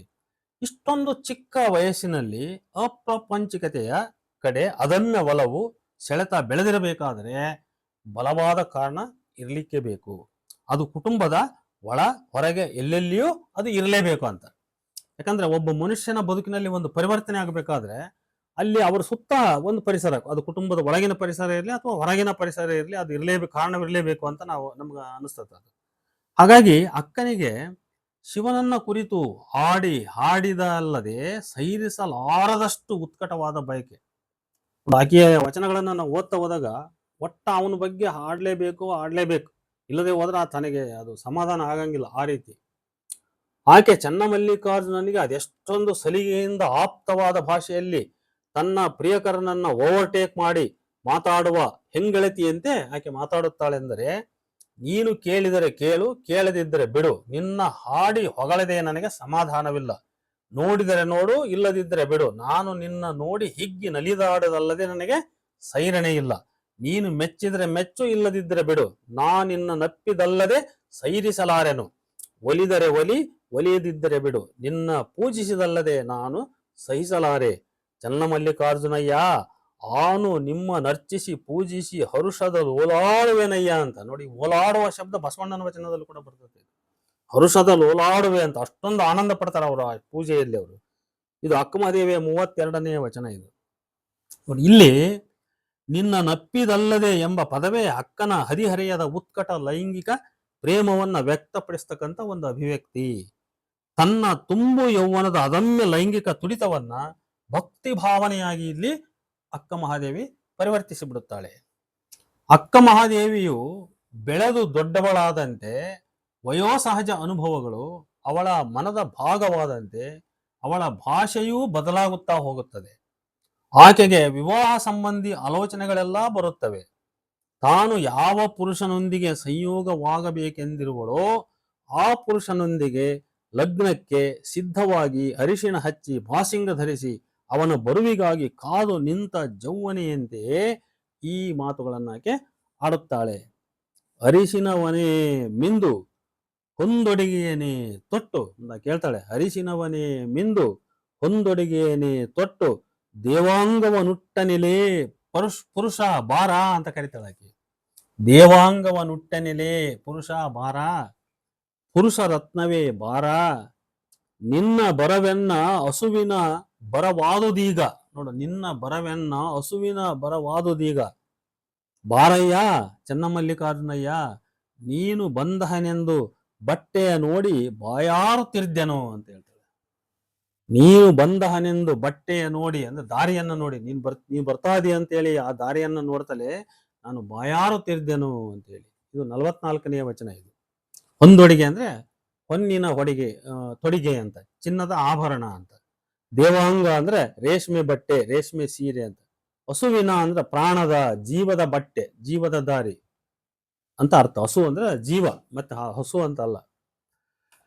ಈಗ ಅರಿಶಿನವನ್ನು ಹಚ್ಚಿ ಮೈ ತೊಳೆದುಕೊಂಡು ಹೊನ್ನಿನ ತೊಡಿಗೆಗಳನ್ನುಟ್ಟುಕೊಂಡು ರೇಷ್ಮೆ ಸೀರೆಯನ್ನುಟ್ಟು ನಾನು ಮಧುವಣಗಿತ್ತಿಯಾಗಿ ಸಿಂಗರಿಸಿಕೊಂಡು ನಿಂತು ನಿನ್ನ ಬರುವಿಗಾಗಿ ನಿನ್ನ ದಾರಿಯನ್ನೇ ಕಾಯುತ್ತಾ ನಿಂತಿರುವೆ. ಪುರುಷರತ್ನನೇ ನೀನು ಬಾ, ನಿನ್ನ ಬರುವೆಂದ್ರೆ ನನಗೆ ಪ್ರಾಣ, ಅದು ಅಂದ್ರೆ ಜೀವ, ಅದು ಹಸು ಅಂತ. ಅದರ ಆಗಮನದಂತೆ ಅಂತ, ಅಂದ್ರೆ ನೀ ಬರ್ತೀಯ ಅಂದ್ರೆ ನಾನು ಪ್ರಾಣ ನನಗೆ ಬಂದಂತೆ ಅಂತ. ನೀ ಬರುತ್ತಿ ಎಂದು, ನೀ ಬರುವ ದಾರಿಯ ನೋಡಿ ಕಾದು ಕಾದು ಬಾಯಾರಿ ಹೋಗಿದೆ ನನಗೆ, ಅಂದ್ರೆ ನೀರ್ ಸಹಿತ ನಾನು ಕುಡ್ದಿಲ್ಲ ನಾನು ಅಂತ. ಬಾ ನೋಡಿ, ಹೀಗೆ ಶಿವನ ಬರುವಿಗಾಗಿ ಹಂಬಲಿಸಿ ಆಹ್ವಾನಿಸುತ್ತಿದ್ದಾಳೆ ಮಧುವಣಗಿತ್ತಿ ಅಕ್ಕ ಮಹಾದೇವಿ. ಇದು ಪಾರಲೌಕಿಕ ಹಸಿವನ್ನು, ಅಪೇಕ್ಷೆ ಹಂಬಲಗಳನ್ನು ಲೌಕಿಕ ಪರಿಭಾಷೆಗಳಲ್ಲಿ ಕಟ್ಟಿಕೊಡುವ ಕಲಾತಂತ್ರ ಇದು. ಅಕ್ಕನ ಪ್ರಾಪಂಚಿಕ ಹಂಬಲಗಳು, ಅಪೇಕ್ಷೆ ಹಸಿವುಗಳು ಪಾರಲೌಕಿಕದ ಬಣ್ಣವನ್ನ ಲೇಪಿಸಿಕೊಳ್ಳುತ್ತವೆ. ಚನ್ನಮಲ್ಲಿಕಾರ್ಜುನನೆಂಬ ಗಂಡ ಮದುಮಗನಂತೆ ತನ್ನ ಮನೆಗೆ ಈಗಲೇ ಬಂದನು. ಎಲ್ಲರೂ ಶೃಂಗಾರ ಮಾಡಿಕೊಳ್ಳಿರಿ, ಅವನನ್ನೆದುರುಗೊಳ್ಳುವ ಎಲೆ ಅವ್ವಗಳಿರ ಎಂದು ತನ್ನ ಗೆಳತಿಯರಿಗೆ ಕರೆ ನೀಡುತ್ತಾಳೆ ಅಕ್ಕ ಮಹಾದೇವಿ 74ನೇ ವಚನದಲ್ಲಿ. ನೋಡಿ, ಇನ್ನೊಂದು ವಚನ ಇದೆ 81ನೇದು. ತನ್ನನ್ನು ಅಪ್ರಾಪ್ತ ವಯಸ್ಸಿನಲ್ಲಿಯೇ ಅಂದ್ರೆ ಉರಕ್ಕೆ ಜೌವನಗಳು ಬಾರದ ಮುನ್ನ, ಮನಕ್ಕೆ ನಾಚಿಕೆಗಳು ತೋರದ ಮುನ್ನ, ತಾನು ಹೆಂಗೂಸೆಂಬ ಭಾವ ತನಗೆ ತೋರದ ಮುನ್ನವೇ ಅಂತ ಹೇಳ ಆ ವಯಸ್ಸನ್ನ ಅಕ್ಕ ಮಹಾದೇವಿ ಹೇಳ್ಕೊಳ್ತಾಳೆ. ಅಂದ್ರೆ ಇದು ಒಂಥರ ಅಪ್ರಾಪ್ತ ವಯಸ್ಸನ್ನ ಸೂಚಿಸ್ತದ ಆ ಅಭಿವ್ಯಕ್ತಿಗಳ ಪದಗಳೆಲ್ಲವೂ ಕೂಡ. ಏನಂದ್ರೆ ಉರಕ್ಕೆ ಜೌವನಗಳು ಬಾರದ ಮುನ್ನ, ಮನಕ್ಕೆ ನಾಚಿಕೆಗಳು ತೋರದ ಮುನ್ನ, ತಾನು ಹೆಂಗೂಸೆಂಬ ಭಾವ ತನಗೆ ತೋರದ ಮುನ್ನವೇ. ಅಂದ್ರೆ ಇಂಥ ವಯಸ್ಸಿನಲ್ಲಿ ಶ್ರೀಶೈಲ ಮಲ್ಲಿಕಾರ್ಜುನನಿಗೆ ಆಗಲೇ ಮದುವೆ ಮಾಡಿ ಕೊಟ್ಟಿರೆಂದು ಹೇಳುತ್ತಾಳೆ ಅಕ್ಕ. ನಾನು ಅಪ್ರಾಪ್ತ ವಯಸ್ಕಳಿದ್ದಾಗಲೇ ನನ್ನ ಶ್ರೀಶೈಲ ಮಲ್ಲಿಕಾರ್ಜುನನಿಗೆ ಕೊಟ್ಟು ನೀವು ಮದುವೆ ಮಾಡಿಬಿಟ್ರಿ. ಅದಂದ್ರೆ ಆಕೆ ಆಗಲೇ ವ್ಯಕ್ತಪಡಿಸಿದಂತೆ ಆಕೆ ಅಪ್ರಾಪ್ತಳಿರುವಾಗಲೇ ವೈರಾಗ್ಯ ಬೆಳೆಸಿಕೊಂಡು ಶಿವನಲ್ಲಿ ಅನುರಕ್ತಿ ತಾಳಿದ್ದಾಳೆಂದು ಇದರಿಂದ ನಮಗೆ ಸ್ಪಷ್ಟವಾಗ್ತದೆ. ಬಹಳ ಮುಖ್ಯವಾಗಿ ವಿವಾಹ ಪೂರ್ವದಲ್ಲಿಯೇ ಆಕೆಯಲ್ಲಿ ಶಿವಾನುರಕ್ತಿ ಮೂಡಿತೆನ್ನುವುದು ಈ ಕೆಳಗಿನ ಇನ್ನೊಂದು ವಚನದಿಂದ ನಮಗೆ ಸ್ಪಷ್ಟವಾಗ್ತದೆ. ನೋಡಿ, ಆ ವಚನ ಹೀಗಿದೆ. ಅದು ಎನ್ನ ತುಂಬಿದ ಜೌವನ ತುಳುಕುವ ಮೋಹನವ ನಿನಗೆ ಇಂಬು ಮಾಡಿಕೊಂಡಿದ್ದನಲ್ಲ ಎಲೆಯಯ್ಯ. ನೋಡಿ, ಎನ್ನ ತುಂಬಿದ ಜೌವನ ತುಳುಕುವ ಮೋಹನವ ನಿನಗೆ ಇಂಬು ಮಾಡಿಕೊಂಡಿದ್ದನಲ್ಲ ಎಲೆಯಯ್ಯ. ಎನ್ನ ಲಂಬಿಸುವ ಲಾವಣ್ಯದ ರೂಪು ರೇಖೆಗಳ ನಿನ್ನ ಕಣ್ಣಿಂಗೆ ಕೈವಿಡದಂತೆ ಮಾಡಿದ್ದನಲ್ಲಯ್ಯ. ನಿನ್ನ ಮುಂದಿಟ್ಟರಲ್ಲನ್ಯರು ಕೊಂಡೊಯ್ಯುವಾಗಲೆಂತೂ ಸೈರಿಸಿದೆ ಹೇಳ ಚನ್ನಮಲ್ಲಿಕಾರ್ಜುನ ಅಂತ ಆಕೆ ಪ್ರಶ್ನೆ ಮಾಡ್ತಾಳೆ 93ನೇ ವಚನದಲ್ಲಿ. ನಿನ್ನ ಮುಂದಿಟ್ಟಿರಲನ್ಯರು ಅಂದ್ರೆ ನನ್ನನ್ನ ನಿನ್ನ ಮುಂದೆ ಆಗಲೇ ಇಟ್ಟುಬಿಟ್ಟಿದಾರೆ ಅವರು. ಹಾಗಿರುವಾಗ ನಿನ್ನ ಮುಂದಿಟ್ಟಿರಲನ್ಯರು ಕೊಂಡೊಯ್ಯುವಾಗಲೆಂತೂ ಸೈರಿಸಿದೆ. ಅಲ್ಲಪ್ಪ, ನಾನು ನಿನಗೆ ಎಡೆ, ನಿನಗೆ ಮೀಸಲು. ಆ ನಿನ್ನ ಮೀಸಲು ಎಡೆಯಾಗಿ ನಿನ್ನ ಮುಂದೆ ಇಟ್ಟಿರ್ಬೇಕಾದ್ರೆ ಬೇರೆ ಅಂದ್ರೆ ಇಲ್ಲ ಅರ್ಥ ಏನು? ಶಿವ ಮಲ್ಲಿಕಾರ್ಜುನ ನಿನಗೆ ಮೀಸಲಾದ ನನ್ನ ಈ ವಧುವನ್ನ ಆ ಕೌಶಿಕನೆಂಬ ಮಹಾರಾಜನಿಗೆ ಕೊಟ್ಟು ಮದುವೆ ಮಾಡಿ ಕೊಟ್ಟರಲ್ಲ, ಅವಾಗ ನೀನ್ ಹೆಂಗ್ ಸುಮ್ಮನಿದ್ದೆ ಅಂತ ಆಕಿ ಪ್ರಶ್ನೆ ಮಾಡ್ತಾಳ. 93ನೇ ವಚನ. ಈ ವಚನದಿಂದ ಸ್ಪಷ್ಟವಾಗುವ 2 ಅಂಶಗಳು. ಈ ವಚನ ಕೌಶಿಕನೊಂದಿಗೆ ವಿವಾಹವಾದ ನಂತರ ರಚಿತವಾಗಿದೆ ಅಂತ ಗೊತ್ತಾಗುತ್ತೆ, ಮತ್ತು ಅಕ್ಕನಿಗೆ ವಿವಾಹ ಪೂರ್ವದಲ್ಲಿಯೇ ಶಿವಾನುರಕ್ತಿ ಮತ್ತು ಲೌಕಿಕ ಜೀವನದ ಮೇಲೆ ವಿರಕ್ತಿ ಮೂಡಿತ್ತೆಂಬುದು. ನೋಡಿ, ಒಂದು ರೀತಿಯ ಚಾರಿತ್ರಿಕ ಅಂಶಗಳನ್ನ ಇವು ನಮಗೆ ತಿಳಿಸಿಕೊಡ್ತವೆ. ವಚನಗಳನ್ನ ನಾವು ಸೂಕ್ಷ್ಮವಾಗಿ ಈ ರೀತಿ ಓದಿದಾಗ ಈ ವಚನ ಬಹಳ ಸ್ಪಷ್ಟವಾಗಿ ಕೌಶಿಕನೊಂದಿಗೆ ವಿವಾಹವಾದ ನಂತರ ರಚಿತವಾದದ್ದು ಮತ್ತು ಅಕ್ಕನಿಗೆ ವಿವಾಹ ಪೂರ್ವದಲ್ಲಿಯೇ ಶಿವಾನುರಕ್ತಿ ಮತ್ತು ಲೌಕಿಕ ಜೀವನದ ಮೇಲೆ ವಿರಕ್ತಿ ಮೂಡಿತ್ತು ಅಂತಕ್ಕಂಥದ್ದು. ಆಕೆ ತನ್ನ ರೂಪ ಲಾವಣ್ಯವನ್ನೆಲ್ಲ ಶಿವನಿಗಾಗಿ ಮೀಸಲಿರಿಸಿದ್ದಳು. ಇದನ್ನ ಎರಡು ರೀತಿಗಳಲ್ಲಿ ನಾವು ಅರ್ಥೈಸಬಹುದು. ಒಂದು, ಅಕ್ಷರಶಃ ತನ್ನ ದೈಹಿಕ ರೂಪ ಲಾವಣ್ಯಗಳನ್ನು ಶಿವನಿಗಾಗಿ ಶಿವಾನುರಕ್ತಿಯಲ್ಲಿ ಮೀಸಲಿರಿಸಿದ್ದಳು ಎಂದರೆ ತನ್ನ ಕಾಯವನ್ನು ಲೌಕಿಕ ಪುರುಷನಿಗೆ ಅರ್ಪಿಸಕೂಡದೆಂಬ ಅಚಲ ನಿರ್ಧಾರಕ್ಕೆ ಬಂದಿದ್ದಳು ಎಂಬುದು. ಯಾವ ಕಾರಣಕ್ಕೂ ಲೌಕಿಕ ಪುರುಷನಿಗೆ ತನ್ನ ದೇಹವನ್ನು ಸಮರ್ಪಿಸಬಾರದು ಅಂತ. ಮತ್ತು ತನ್ನನ್ನು ಲಿಂಗಕ್ಕೆ ಅರ್ಪಿಸಿಕೊಳ್ಳಲೋಸ್ಕರ ತನ್ನ ಕಾಯವನ್ನ ಲಿಂಗಕಾಯವನ್ನಾಗಿಸಿಕೊಂಡಿದ್ದಳು. ಆಕೆಯ ಕಾಯದ ನರ ಸೌಂದರ್ಯಕ್ಕೆ ಹರತೇಜವನ್ನಿಟ್ಟಿದ್ದಳೆಂದು ಅರ್ಥ. ಆಕೆಯ ಕಾಯದ ನರ ಸೌಂದರ್ಯಕ್ಕೆ ಹರತೇಜವನ್ನಿಟ್ಟಿದ್ದಳು ಎಂದು ಅರ್ಥ. ಅಂದರೆ ಕಿರುವಯಸ್ಸಿಗೆ ಅಕ್ಕ ಆಧ್ಯಾತ್ಮಿಕ ಎತ್ತರಕ್ಕೇರಿದ್ದಳೆಂದು ಇಲ್ಲಿ ನಾವು ತಿಳಿಯಬಹುದು. ಹೀಗೆ ತಾನು ತನ್ನನ್ನು ಶಿವನಿಗೆ ಅರ್ಪಿಸಿಕೊಂಡಿದ್ದರು, ತನ್ನ ಸರ್ವಸ್ವವನ್ನೆಲ್ಲ ಶಿವನ ಮುಂದೆ ಕಣ್ಣಿಗೆ ರಾಚುವಂತೆ ಮಂಡಿಸಿದ್ದರು. ಕೌಶಿಕನಂತಹ ಲೌಕಿಕನು ಬಂದು ಅವಳನ್ನು ಕರೆದೊಯ್ಯುವಾಗ ಅದಕ್ಕೆ ಹೇಗೆ ಅನುಮತಿಸಿದೆ ನೀನು ಎಂದು ಶಿವನನ್ನಾಕೆ ಪ್ರಶ್ನೆ ಮಾಡ್ತಾಳೆ. ಇಲ್ಲಿ ಪ್ರೇಯಸಿಯೋರ್ವಳು ತನ್ನ ಪ್ರಿಯಕರನನ್ನು ಏಕವಚನದಲ್ಲಿ ಸಂಬೋಧಿಸುವಂತೆ ಅಕ್ಕನು ಸಹ ಬಹಳ ಸಲಿಗೆಯಿಂದ ಶಿವನನ್ನ ಸಂಬೋಧಿಸಿ ಮಾತಾಡ್ತಾಳೆ. ಚನ್ನಮಲ್ಲಿಕಾರ್ಜುನ ಅಕ್ಕ ಮಹಾದೇವಿಯ ತನುಮನಗಳನ್ನೆಲ್ಲ ಸೂರೆಗೊಂಡಿದ್ದಾನೆ. ಶಿವನು ಅವಳು ನೀಡುವ ಸುಖವನ್ನು ಒಪ್ಪಿಕೊಂಡಿದ್ದಾನೆ. ಸುಖವನ್ನು ಒಪ್ಪಿಕೊಂಡಿದ್ದಾನೆ. ಅವಳನ್ನ ತನ್ನೊಳಗೆ ಸೇರಿಸಿಕೊಂಡಿದ್ದಾನೆ. ತನ್ನೊಲಿಮೆಯ ಲಿಂಬು ಕೊಟ್ಟಿದ್ದಾನೆ. ಅಂದ್ರೆ ಅವಳ ಇರುವನು ಇಂಬುಗೊಳ್ಳು ಅಂದ್ರೆ ಆಕೆ ಅವನಲ್ಲಿ ಇರ್ಲಿಕ್ಕೆ ಜಾಗವನ್ನು ಬಿಟ್ಕೊಟ್ಟಿದ್ದಾನೆ ಅಂತ. ಒಟ್ಟಿನಲ್ಲಿ ಶಿವನಿಗೂ ಅಕ್ಕನಿಗೂ ಪರಸ್ಪರ ಹೊಂದಾಣಿಕೆಯಾಗಿ ಈಗ ತಾನು ಸಂಪೂರ್ಣ ಶಿವನವಳು, ಚನ್ನಮಲ್ಲಿಕಾರ್ಜುನನ ಒಲಿಮೆಯವಳು, ಚನ್ನಮಲ್ಲಿಕಾರ್ಜುನನ ಒಲಿಮೆಯವಳು ಆನು ಅಂತ ಹೇಳ್ಕೊಂತಾಳೆ. ಒಲಿಮೆಯವಳು ಆನು ಅಂತ ಹೇಳ್ಕೊಳ್ತಾಳೆ. ಇದು 101ನೇ ವಚನ. ಇದು ಅಂದ್ರೆ ಪುರುಷಾನುರಕ್ತಳಾದ ಮಹಿಳೆ ತನ್ನ ಪುರುಷನ ತನು ಮನ ಗುಣಗಳ ಬಣ್ಣಿಸುವಂತೆ ಶಿವಾನುರಕ್ತಳಾದ ಅಕ್ಕ ಮಹಾದೇವಿಯು ಸಹ ಶಿವನನ್ನ ಪೌರಾಣಿಕ ಪರಿಕಲ್ಪನೆಗಳಲ್ಲಿ ಬಣ್ಣಿಸುವಳು. ಎಲ್ಲ ಗಂಡರ ಶೃಂಗಾರದ ಪರಿಯಲ್ಲ, ಎನ್ನ ನಲ್ಲನ ಶೃಂಗಾರದ ಪರಿ ಬೇರೆ ಎಂದು ಶಿರದಲ್ಲಿ ಕಂಕಣ, ಉರದ ಮೇಲಂದುಗೆ, ಕಿವಿಯಲ್ಲಿ ಹಾವುಗೆ, ಮೊಳಕಾಲಲ್ಲಿ ಜಲವಟ್ಟಿಗೆ, ಉಂಗುಟದಲ್ಲಿ ಮೂಗುತಿ, ಇದು ಜಾಣರಿಗೆ ಜಗುಳಿಕೆ, ಹೀಗೆ ಚನ್ನಮಲ್ಲಿಕಾರ್ಜುನನ ಶೃಂಗಾರದ ಪರಿ ಬೇರೆ ಎಂದು ಬಣ್ಣನೆ. ಇಲ್ಲಿ ಶಿವನ ಮೇಲೆ ಮೋಹ ತನ್ನ ಎಳೆಯ ವಯಸ್ಸಿನಲ್ಲಿಯೇ ಹುಟ್ಟಿತ್ತು ಅಂತ ಇನ್ನೊಂದು ಮುಂದಿನ ವಚನ ಬರ್ತಿರ್ಲಿ. ನೋಡಿ ಈ ಚಿತ್ರಣದಲ್ಲಿ ಸಹಜವಾಗಿಯೇ ಪೌರಾಣಿಕ ಶಿವನ ಒಂದು ಚಿತ್ರ ಅಲ್ಲಿ ಬಂದಿದೆ. ಅದು ಈ ನಮ್ಮ ವಚನಕಾರ ಕೆಲವರು ವಚನ ವಿಶ್ಲೇಷಕರು ಏನ್ ಹೇಳ್ತಾರೆ, ಶರಣರಲ್ಲಿ ಪೌರಾಣಿಕ ಶಿವ ಇಲ್ಲ ಈ ತರದ ವಿಚಾರಗಳೇ ಇವು ಮೇಲು ಓದಿನ ಅಥವಾ ತಪ್ಪು ಓದಿನ ಅರ್ಥ ವಿಶ್ಲೇಷಣೆಗಳಷ್ಟೇ. ಅದು ಬಸವಣ್ಣನಾಗಲಿ ಅಲ್ಲಮಪ್ರಭು ಆಗಲಿ ಮತ್ತೊಬ್ಬರಾಗಲಿ ಶಿವನ ಪೌರಾಣಿಕ ಕಲ್ಪನೆಗಳನ್ನ ಅವರು ಬೇಕೆಂದಾಗ ಸಮಯದಲ್ಲಿ ಎಷ್ಟು ಬೇಕಷ್ಟು ಬಳಸ್ಕೊಂಡಿದ್ದಾರೆ. ಅವರು ಅದನ್ನ ನಿರಾಕರಿಸಿಲ್ಲ. ಇವ್ರು ಈ ವಿಶ್ಲೇಷಕರು ಆ ರೀತಿ ಹೇಳ್ತಾರೆ ಅಷ್ಟೇ. ಇರ್ಲಿ, ಮತ್ತೆ ಅದು ಸಮಯ ಬಂದಾಗ ಮಾತಾಡುವ. ಈಗ ಈ ವಚನ ನೋಡೋಣ. ಎಳೆ ವರೆಯದಲ್ಲಿ ಮೋಹ ಮೊಳೆ ಹುಟ್ಟಿತ್ತು, ಗುರು ಹಸ್ತದಲ್ಲಿ ಅಂಕುರವಾಯಿತ್ತು, ಏಳಲೆ ಹೋಯಿತ್ತು ಬಳಗದ ನಡುವೆ, ಕೇಳಲೆಯವ್ವ ನೀನು ಕೇಳುತ್ತಾಯೇ, 9 ಎಂದಿಗೆ ಪರಿಪೂರ್ಣವಾಯಿತು ನೋಡವ್ವ, ಚನ್ನಮಲ್ಲಿಕಾರ್ಜುನನೇ ಗಂಡ ನೆನಗೆ, ಲೋಕದವರ ಸಂಬಂಧವಿಲ್ಲೆಂದು ಬಿಟ್ಟು ತೊಲಗಿದೆನು ಕಾಣ ಎಲೆ ಅವ್ವ ಅಂತ ಹೇಳಿ 116ನೇ ವಚನ. ಇದು ಏಳೆಲೆ ಅಂದ್ರೆ 7 ಎಲೆ 9 ಎಲೆ ಅಂತ ಇಲ್ಲಿ ಸಂಖ್ಯೆಗಳು ಬರ್ತವೆ. ಅಕ್ಕ ಮಹಾದೇವಿಗೆ ತನ್ನ ಎಳೆತನದಲ್ಲಿಯೇ ಶಿವನ ಮೇಲೆ ಅನುರಾಗದ ಮೊಳಕೆ ಹಿಡಿದು ಗುರುದೀಕ್ಷೆಯಿಂದ ಇಷ್ಟಲಿಂಗ ಹಸ್ತಕ್ಕೆ ಬರುವ ಮೂಲಕ ಚಿಗುರೊಡೆಯಿತು. ಚನ್ನಮಲ್ಲಿಕಾರ್ಜುನನೇ ತನ್ನ ಗಂಡ, ಲೋಕದವರ ಅಂದ್ರೆ ಲೋಕದ ಗಂಡಾದಿ ಬಂಧು ಬಳಗ ಸಂಬಂಧ ತನಗಿಲ್ಲವೆಂದು ಹೇಳುತ್ತಾಳೆ. 7 ಎಲೆ 9 ಎಲೆ ಇವು ಮಾರ್ಮಿಕ ಅರ್ಥಗಳನ್ನು ಹೊಂದಿವೆ ಅಂತ ಅನಿಸ್ತದೆ ನನಗೆ. ಇನ್ನ ಅಕ್ಕ ಮಹಾದೇವಿ ತನ್ನ ಗಂಡ ಚನ್ನಮಲ್ಲಿಕಾರ್ಜುನ ಸೌಂದರ್ಯಕ್ಕೆ ತಾನು ಮಾರು ಹೋಗಿರುವುದಾಗಿ ಹೇಳಿ ಅವನ ಸೌಂದರ್ಯವನ್ನ ವರ್ಣಿಸ್ತಾಳೆ ಒಂದು ವಚನದಲ್ಲಿ, 133ನೇ ವಚನದಲ್ಲಿ. ಕಂಗಳೊಳಗೆ ತೊಳಗಿ ಬೆಳಗುವ ದಿವ್ಯ ರೂಪವ ಕಂಡು ಮೈ ಮರೆದನವ್ವ. ಮಣಿ ಮುಕುಟದ ಫಣಿ ಕಂಠದ ನಗೆ ಮೊಗದ ಸುಲಿಪಲ್ಲ ಸೊಬಗನ ಕಂಡು ಮನಸೋತೆನವ್ವ. ಇಂತಾಗಿ ಚೆನ್ನಮಲ್ಲಿಕಾರ್ಜುನನೆನ್ನ ಮಧುವಣಿಗ ಆನು ಮಧುವಣಿಗಿ ಕೇಳಾ ತಾಯೇ ಅಂತ ಹೇಳ್ತಾಳೆ 130. ಸುಲಿಪಲ್ಲ ಅಂದ್ರೆ ಮತ್ತೆ ನಗ್ನ ಅನ್ನೋದೇ ಬಂತು. ಮಣಿಮಕುಟ ಇವೆಲ್ಲ ನೋಡಿ ಪೌರಾಣಿಕ ಕಲ್ಪನೆಗಳಿವು. ನಾವು ಶಿವನ್ ನಗ್ನವಾಗಿ ಬರ್ತಾನೆ ಅಂತ.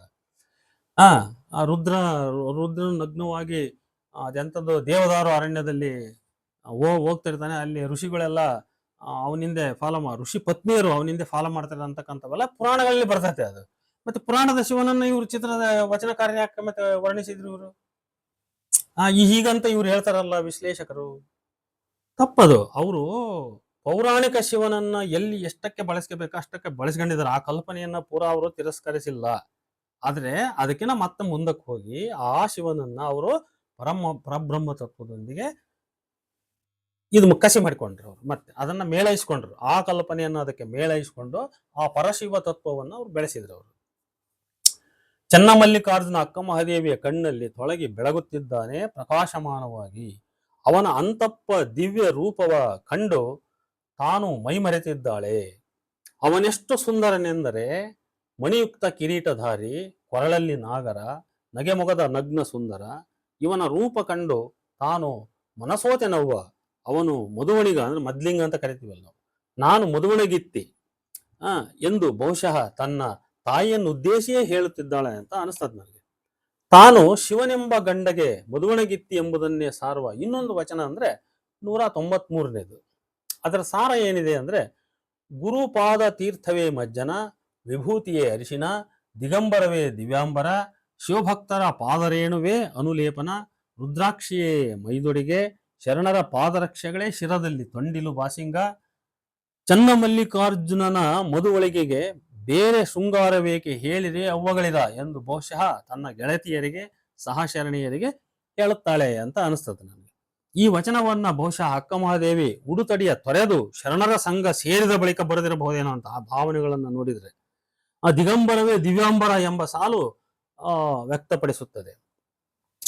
ಗಂಡ ನೀನು ಹೆಂಡತಿಯಾನು, ಗಂಡ ನೀನು ಹೆಂಡತಿಯಾನು ಮತ್ತೊಬ್ಬರಿಲ್ಲವಯ್ಯ ಎಂದು ನಿನ್ನನ್ನು ಮೆಚ್ಚಿ ನಿನ್ನ ಬೆನ್ನು ಬಿದ್ದು ಬಂದೆ.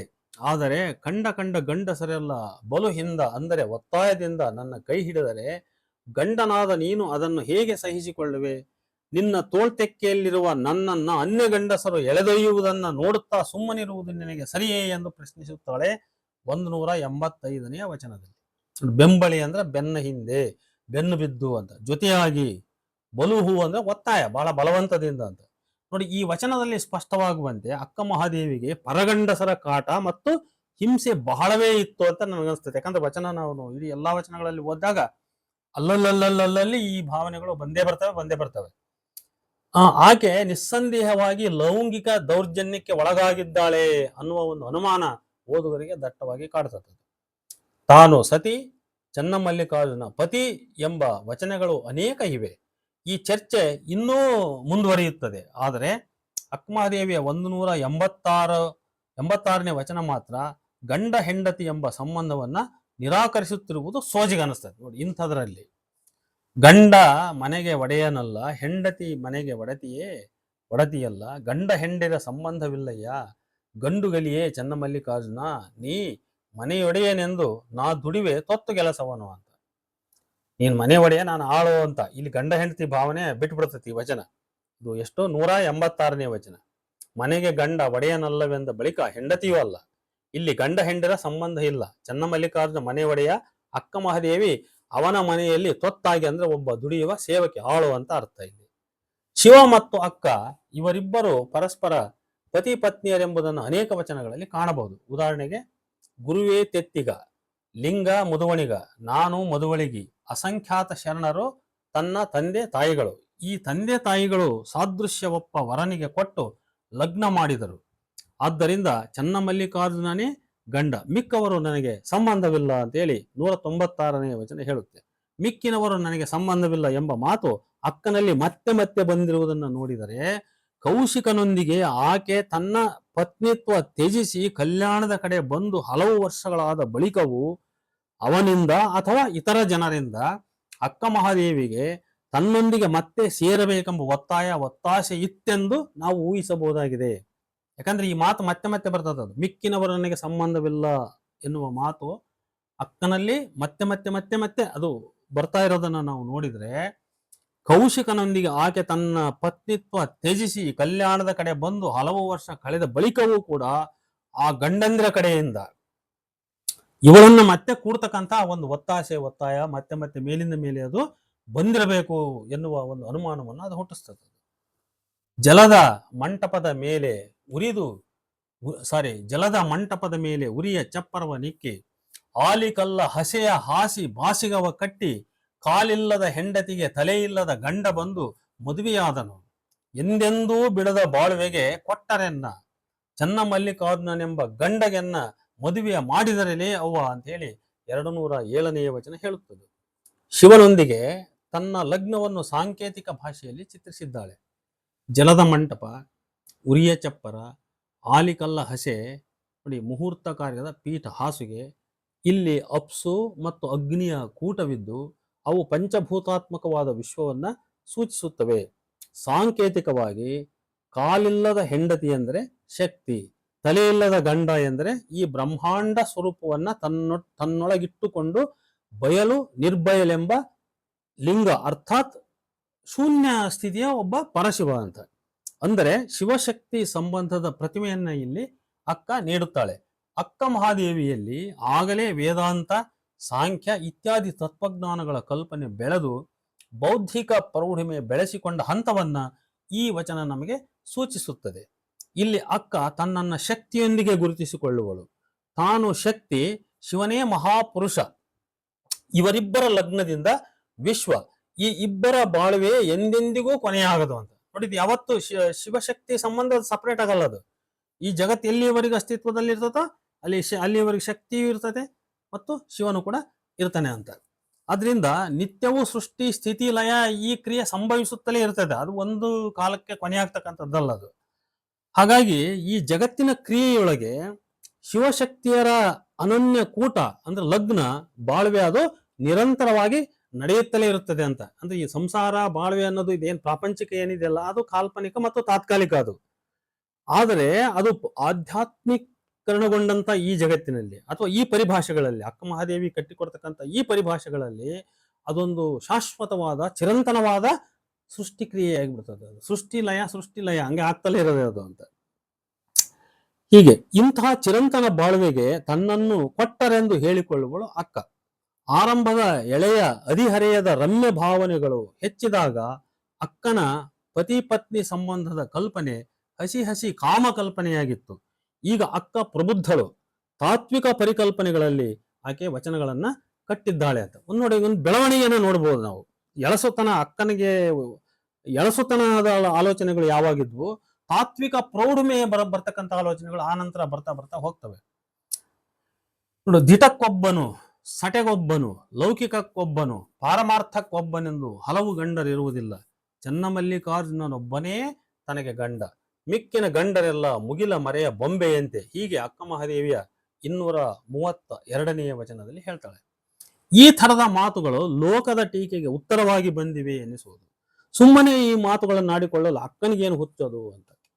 ಶಿವನೊಂದಿಗಿನ ತನ್ನ ಲಗ್ನವನ್ನ ಸಾಂಕೇತಿಕ ಭಾಷೆಯಲ್ಲಿ ವ್ಯಕ್ತಪಡಿಸುವ ಇನ್ನೊಂದು ವಚನದಲ್ಲಿ, ಅಂದ್ರೆ ಅಕ್ಕಮಹಾದೇವಿಯ 272ನೇ ವಚನದಲ್ಲಿ, ಪಚ್ಚೆಯ ನೆಲೆಗಟ್ಟು ಅಂದ್ರೆ ಹಚ್ಚ ಹಸಿರಿನ ಹಸೆ, ಕನಕದ ತೋರಣ ಅಂದ್ರೆ ಸೂರ್ಯನ ಬಂಗಾರ ವರ್ಣದ ಕಿರಣಗಳ ತೋರಣ, ವಜ್ರದ ಕಂಬ ಅಂದ್ರೆ ಬಿಳಿಯ ಚಂದ್ರ, ಹವಳದ ಚಪ್ಪರ, ಮುತ್ತು ಮಾಣಿಕದ ಮೇಲುಕಟ್ಟ ಕಟ್ಟಿ, ಕಂಕಣ ಕೈಧಾರೆ, ಸ್ಥಿರ ಸೇನೆಯ ನಿಕ್ಕಿ ಅಂದ್ರೆ ಅಷ್ಟದಿಕ್ಕುಗಳು ಇಲ್ಲಿ ದಿಕ್ಪಾಲಕರವರು ಚನ್ನಮಲ್ಲಿಕಾರ್ಜುನನೊಂದಿಗೆ ಮದುವೆಯನ್ನು ಮಾಡಿದರು.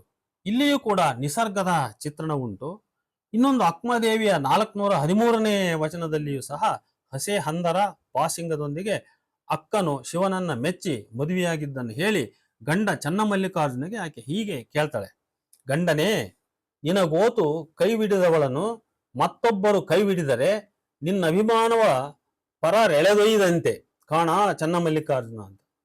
ನೋಡಿ, ಗಂಡನೇ, ನಿನಗೋತು ಕೈವಿಡದವಳನ್ನು ಮತ್ತೊಬ್ಬರು ಕೈವಿಡಿದರೆ ನಿನ್ನ ಅಭಿಮಾನವ ಪರರೆಳೆದೊಯ್ದಂತೆ ಕಾಣ ಚನ್ನಮಲ್ಲಿಕಾರ್ಜುನ ಅಂತ. ಈ ಮಾತು ಅಕ್ಕಮಹಾದೇವಿಯು ಬಿಟ್ಟು ಬಂದ ಗಂಡ ಕೌಶಿಕನಾದ ಇತರೆ ಗಂಡಸರಿಂದ ಲೈಂಗಿಕ ದೌರ್ಜನ್ಯಕ್ಕೊಳಗಾಗಿದ್ದಳೆಂದು, ಮಾನಸಿಕ ಹಿಂಸೆಗೆ ತುತ್ತಾಗಿದ್ದಳೆಂದು ಬಹಳ ಸ್ಪಷ್ಟವಾಗಿ ಅವು ಸಾಕ್ಷಿಸುತ್ತವೆ. ನಿಜವಾದ ಗಂಡನಾದ ಶಿವನೇ, ನಿನಗೇಕೆ ನನ್ನನ್ನು ಈ ದೌರ್ಜನ್ಯದಿಂದ ಆಗುತ್ತಿಲ್ಲ ಎಂದು ಕೇಳುವ ಮೂಲಕ ಅಕ್ಕ ಅದಕ್ಕೆ ಆಧ್ಯಾತ್ಮಿಕ ಅರ್ಥವನ್ನು ಲೇಪಿಸಿ ತನ್ನ ಸಾತ್ವಿಕ ಮತ್ತು ಸೌಜನ್ಯಶೀಲತೆಯನ್ನು ಆಕೆ ಮೆರೆದಿದ್ದಾಳೆ.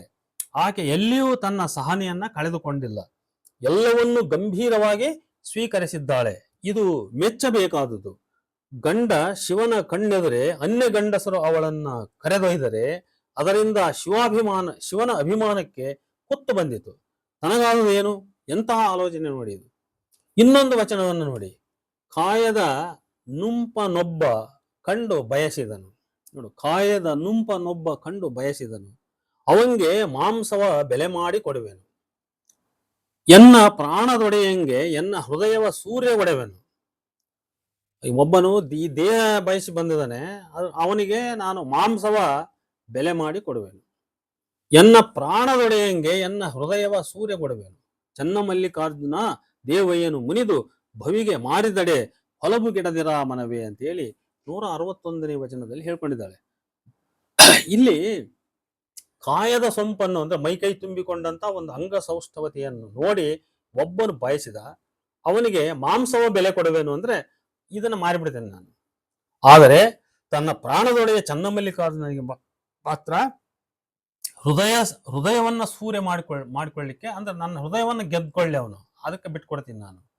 ಅಕಸ್ಮಾತ್ ಆ ಚನ್ನಮಲ್ಲಿಕಾರ್ಜುನನು ಕೋಪಿಸಿಕೊಂಡು ನನ್ನ ಈ ದೇಹವನ್ನು ಭವಿಗೆ ಮಾರಿದರೆ ನೀನು ಮುನಿಸಿಕೊಳ್ಳಬೇಡ ಎಂದು ತನಗೆ ತಾನೇ ಆಕೆ ಹಿತ ನುಡಿದುಕೊಳ್ಳುತ್ತಾಳೆ.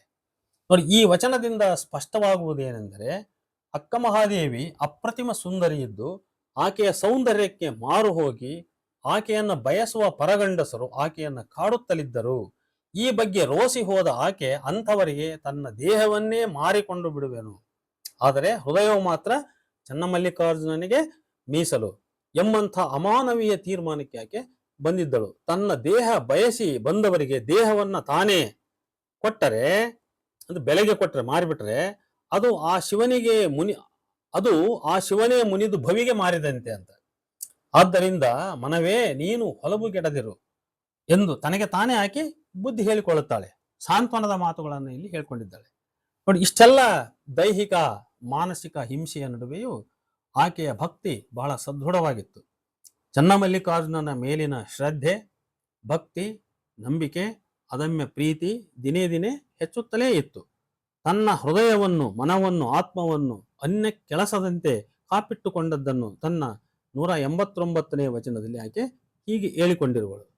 ನವಿಲು ಗಿರಿಯಲಲ್ಲದೆ ಹುಲ್ಲು ಮೊರಡಿಗಳಲ್ಲಿ ಆಡದು, ಕೊಳವನಲ್ಲದೆ ಕಿರುಹಳ್ಳಗಳನ್ನು ಬಯಸದು ಹಂಸೆ, ಮಾಮರ ಚಿಗುರದೆ ಕೋಗಿಲೆಗೆ ಸ್ವರ ಹುಟ್ಟದು, ಪರಿಮಳ ಹುಟ್ಟದೆ ಹೂಗೆ ಆಕರ್ಷಿತವಾಗದು ಭ್ರಮರ, ಅಂತೆಯೇ ಎನ್ನ ದೇವ ಚನ್ನಮಲ್ಲಿಕಾರ್ಜುನಂಗಲ್ಲದೆ ಅನ್ಯ ಕೆಲಸದು ನನ್ನ ಮನ ಎಂದು ತನ್ನ ದೃಢ ನಿರ್ವ್ಯಾಸ ಪ್ರೀತಿಯನ್ನು ಆಕೆ ಪುನರುಚ್ಚರಿಸಿದ್ದಾಳೆ. ಈ ವಚನ ಏಕ ಸಂದೇಶದ್ದು. 5-6ನೇ ಸಾಲಿನ ಸಂದೇಶಕ್ಕೆ ಪೂರಕವಾಗಿ ಮೊದಲ 4 ಸಾಲುಗಳ ಉಪಮೆಗಳು ಈ ವಚನಕ್ಕೆ ಕಾವ್ಯ ಸೌಂದರ್ಯವನ್ನು ನಾವು ತಂದುಕೊಟ್ಟಿವೆ. ಅಲ್ಲದೆ ಅಕ್ಕನ ನಿಸರ್ಗದ ಮಡಿಲ ಜೀವನಾನುಭವ ಇಲ್ಲಿ ಪ್ರಯೋಜನ ಪಡೆದಿದೆ. ಲೋಕದ ಅನ್ಯ ಪುರುಷರನ್ನು ನಿರಾಕರಿಸಿ ಶಿವನಿಗೆ ತನ್ನನ್ನ ಮೀಸಲಿಸಿದ ಅಕ್ಕ ತನು ಮನ ಧನಗಳೆಲ್ಲವನ್ನೂ ನನ್ನದೆನ್ನಯ್ಯ, ಎಲ್ಲವನ್ನೂ ನಿಮ್ಮದೆನ್ನುವೆ, ಮಾತ್ರವಲ್ಲ ನಾನು ಸತಿ ಪತಿಯುಂಟೆನಗೆ ಸುಖವುಂಟೆನಗೆ ಎಂದು, ಅಂದರೆ ನನಗೆ ಲಗ್ನವಾಗಿ ಕೌಶಿಕನೆಂಬ ಗಂಡನುಂಟು, ನನಗೆ ಪತಿಯೊಂದಿಗಿನ ಸಂಸಾರ ಸುಖವುಂಟು ಎಂದು ಕಿಂಚಿತ್ ಆಲೋಚಿಸಲಾರೆ.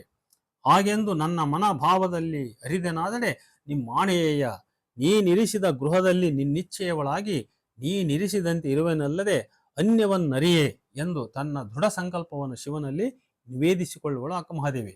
ಈ ವಚನ ಸ್ಪಷ್ಟವಾಗಿ ಅಕ್ಕಮಹಾದೇವಿಯ ವಿವಾಹದ ನಂತರ ಕೌಶಿಕನೆಂಬ ಗಂಡನೊಡನಿದ್ದಾಗಲೂ ಸಹ ಅವನಿಲ್ಲ, ಆ ಸುಖವೆನಗಿಲ್ಲ, ಶಿವನ ಚಿಂತೆಯಲ್ಲದೆ ತನಗೆ ಬೇರೆ ಅನ್ಯ ಚಿಂತೆಯಿಲ್ಲ ಎಂದು ಜೀವಿಸುತ್ತಿದ್ದ ಕಾಲದ ಅನುಭವದ ದಾಖಲೆ ಈ 323ನೇ ವಚನ.